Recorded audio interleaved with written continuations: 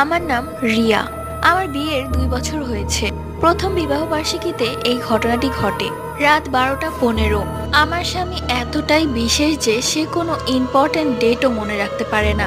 ঠিক আমাদের প্রথম বিবাহ বার্ষিকীর ডেটটাও সে ভুলে গেছে। কয়েকবার কল দিয়েছি, ফোন বন্ধ। আমিও রাগ করে আছি। এটা কোনো কথা? এই দিন নিয়ে আমরা কত প্ল্যান করেছি। ফ্রিজে কেকটা এখনো রাখা আছে।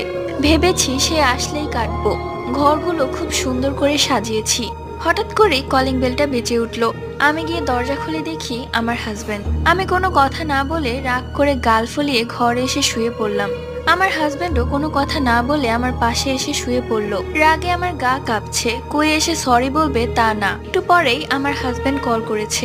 আমি ভাবলাম ও ফান করছে। আমি কল ধরলাম। কল ধরে ও বলল, সরি বাবু, রাগ করুন, আমি খুব জ্যামে পড়ে আছি। কথাটা শুনে আমি সঙ্গে সঙ্গে ঘুরে তাকিয়ে দেখি কেউ নেই।